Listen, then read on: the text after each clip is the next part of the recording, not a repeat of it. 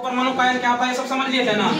आज हम लोग ये समझेंगे कि रासायनिक सूत्र भी बता दिए थे कैसे लिखते हैं, लेकिन अब रासायनिक सूत्र को लिखने के लिए किन किन नियमों का पालन करना चाहिए आज वो समझते हैं ना।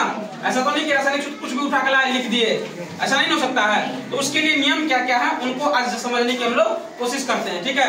तो सबसे पहला नियम ये कहता है कि आयन की संयोजकता अथवा आवेश संतुलित होना चाहिए। इसकी जो संयोजकता है, किसी भी मतलब तत्व की जो संयोजकता है और जो उसकी आयन है वो क्या होना चाहिए, बिल्कुल संतुलित होना चाहिए।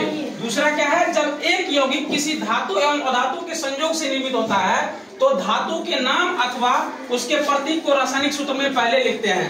तो क्या होता है कि जब किसी धातु या अधातु के संयोग से कोई तत्व निर्मित हो रहा है, मतलब यौगिक निर्मित हो रहा है, तो धातु के नाम अथवा उसके प्रतीक को क्या करते हैं, रासायनिक सूत्र में पहले लिखते हैं। जैसे देखो दिया हुआ है यहाँ पे कैल्शियम ऑक्साइड लिखे हैं ना, तो CaO लिखे हैं। ध्यान से देखो कैल्शियम ऑक्साइड क्या लिखे हम, CaO लिखे हैं। सोडियम क्लोराइड का NaCl। इसमें ध्यान से देखो क्या यहाँ पर ऑक्सीजन और क्लोरीन है ना, ये ऑक्सीजन रहा और ये क्लोरीन, सॉरी यहाँ पे क्लोरीन रहा, बात में है ना।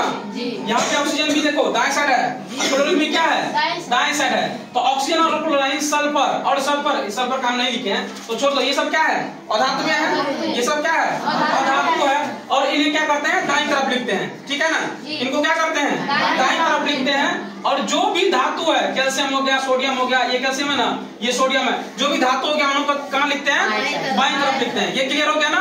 सबसे पहला क्या है, जब दो धातु एवं अधातु मतलब एक साथ यौगिक बनाते हैं तो क्या करते हैं, अधातु को दाईं तरफ लिखते हैं और धातु को बाईं तरफ लिखते हैं। और पहला इसका क्या था कि आयन की संयोजकता और इसके आवेश को संतुलित होना चाहिए, है ना। क्या होना चाहिए, संतुलित होना चाहिए। अब तीसरा है कि बहुपरमाणु आयनों द्वारा निर्मित यौगिकों में आयनों की संख्या दर्शाने के लिए आयन को कोष्ठक में लिखकर आयनों की संख्या कोष्ठक के बाहर लिखते हैं।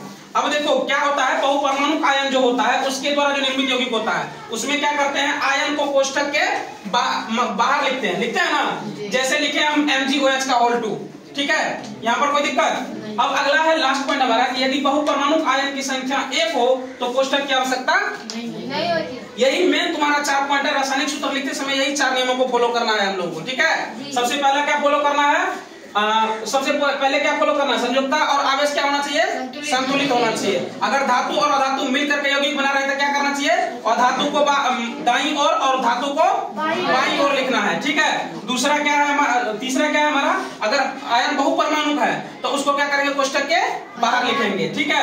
अगर यदि बहुपरमाणु आयन में आयनों की संख्या कितनी है, 1 है, तो उसमें कोष्ठक का प्रयोग नहीं करेंगे। यही 4 नियमों को फॉलो करके हम लोग रासायनिक सूत्र लिखने का प्रयास करेंगे।